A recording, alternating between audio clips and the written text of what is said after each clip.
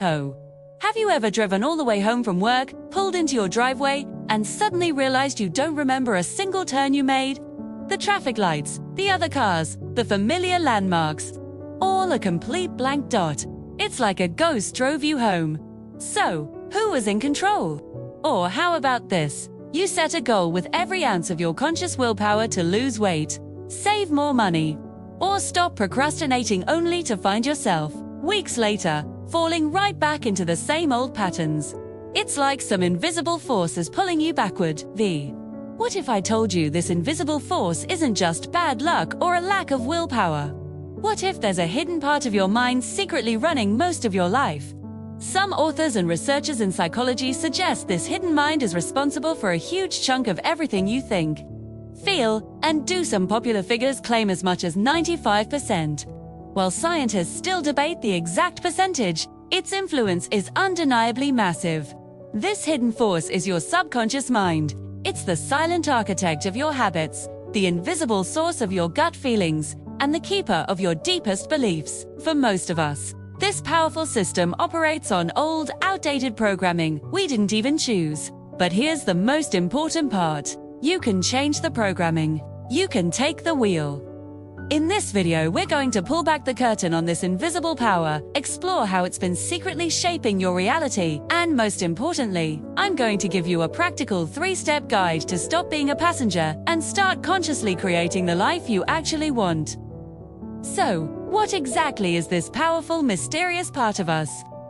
Picture an iceberg in the ocean. The small tip you see above the water is your conscious mind, the part of you listening to my voice right now. It's your analytical, logical mind. It's where your willpower lives. It handles short-term memory, like remembering a phone number just long enough to dial it. It can reason, set goals, and say things like, I want to be successful, or I need to start eating healthier. But the tip of the iceberg is just a tiny fraction of the whole thing. Now, imagine the enormous hidden mass of ice beneath the surface. That's your subconscious mind, Teves. Vast, powerful, and, for most of us, completely unseen. It doesn't really analyze or reason, it just operates. It's a database of your habits, experiences, and learned behaviors. It's the realm of emotions, intuition, and long-term memory. The famous psychoanalyst Sigmund Freud divided the mind into 3 levels: the conscious, the preconscious, and the unconscious. While Freud's model is considered a bit dated in scientific circles, in popular psychology, the term subconscious is often used as a catch-all for everything operating below our conscious awareness. For our purposes, we'll use subconscious to refer to this entire powerful realm beneath the surface. What does this hidden part of your mind actually do? First, it's connected to your body's autopilot. Think about it. You don't have to consciously tell your heart to beat or your lungs to breathe. These critical functions are regulated automatically by the autonomic nervous system, and your subconscious mind and the ANS are deeply intertwined. Your subconscious can't directly make your heart beat, but it can certainly influence it. That's why just thinking a scary thought can make your heart race. The subconscious acts as a bridge between your mind and your body, ensuring everything runs smoothly without you having to micromanage it. Second, the subconscious is the habit machine. Every single habit you have, good or bad, is stored in your subconscious. Tying your shoes, brushing your teeth, that automatic grab for your phone the second you feel bored. These are all programs running on autopilot to save energy. Your conscious mind uses a lot of fuel, too. If you had to think through every step of your morning routine, you'd be exhausted by 9 a.m. The subconscious takes over, turning repeated actions into habits. The only catch: the subconscious doesn't judge whether a habit is good or bad, it just runs the program. That's why bad habits are so hard to break. You're not fighting a simple desire. You're fighting a deeply ingrained automatic program. Third, your subconscious is the emotional core. Ever hear a song and get instantly transported back to a specific moment, feeling the exact same emotions? That's your subconscious. Stores not just memories, but the emotions attached to them. It's why a certain smell can spark joy, or a particular tone of voice can trigger anxiety. Your subconscious creates powerful links between experiences and emotions that can fire off instantly, often without you even knowing why. It's the source of our gut feelings, our intuition, and our deepest emotional reactions. And finally, the subconscious is the memory vault. It's a common myth that the subconscious records everything that ever happened to you, like a perfect video camera. Neuroscience shows that our memory is actually selective and reconstructs events, rather than perfectly replaying them. However, your subconscious does serve as a massive storehouse for your long-term memories, skills, and most importantly, your beliefs. It holds the blueprint of your past, especially experiences that carried a strong emotional charge. You might not consciously remember every detail of your childhood, but the beliefs and emotional imprints you formed back then are very much alive and active in your subconscious today. Where did all these programs come from? A popular model suggests that the foundation of our subconscious programming is largely built in the first 7 years of life. Developmental biologist Dr. Bruce Lipton explains that from birth until around age 7, a child's brain operates predominantly in a lower frequency brainwave state called theta. This is the same state associated with imagination and hypnosis. Think about how a child can ride a broomstick and believe it's a real horse.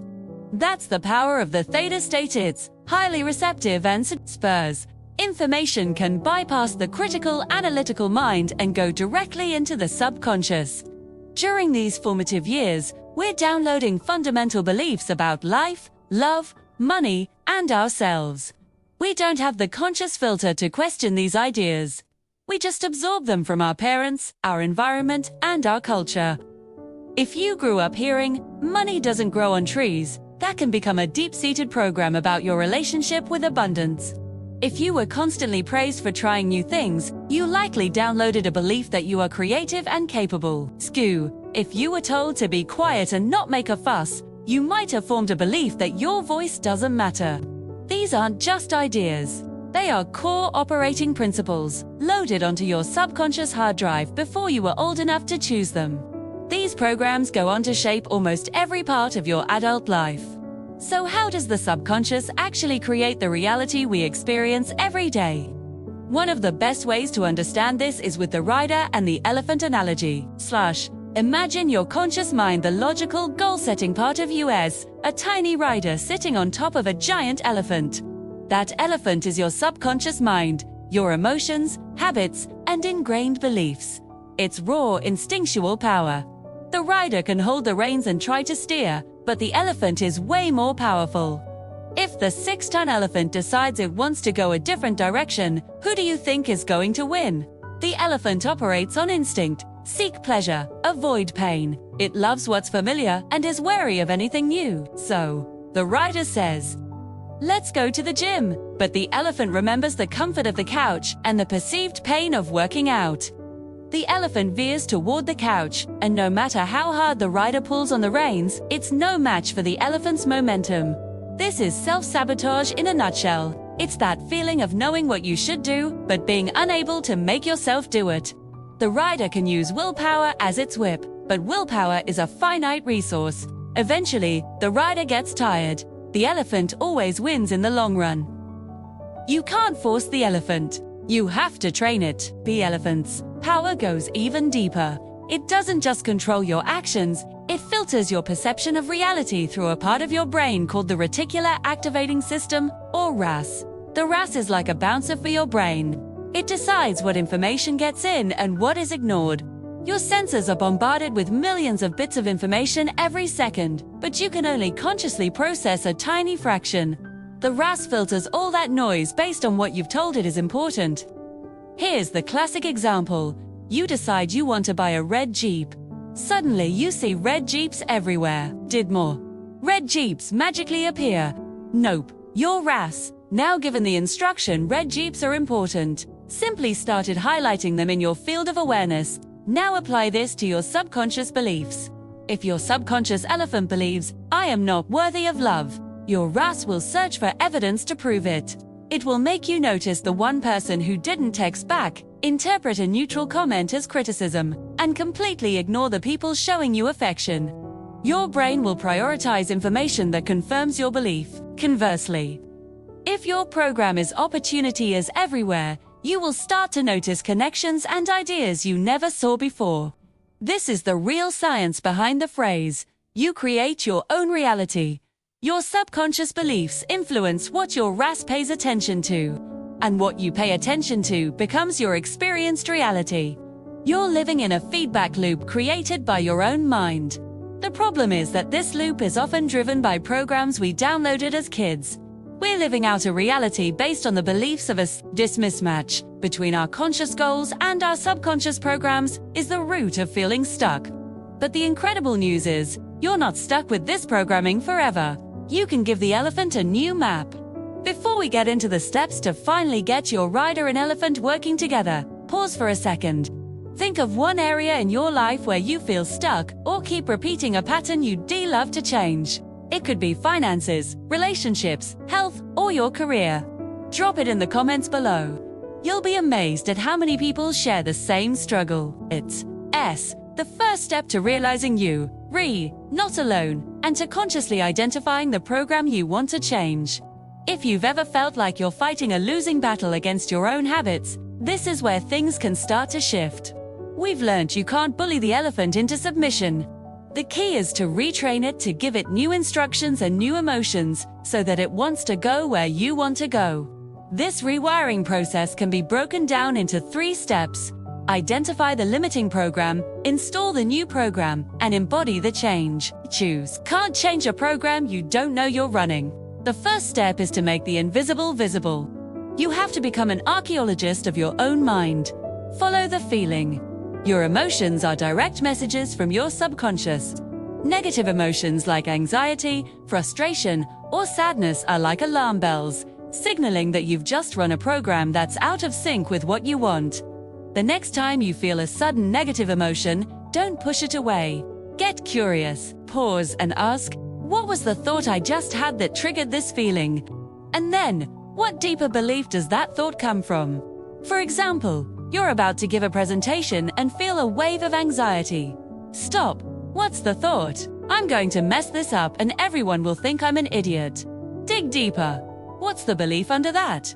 It might be, I'm not competent, or it's not safe to be the center of attention. By tracing the feeling to the thought and the thought to the belief, you've just found the root code. Observe your language. Your words are a printout of your subconscious programs. Pay close attention to the absolute statements you make about yourself and the world, especially your I am statements. I'm just not a creative person. I'm terrible with money.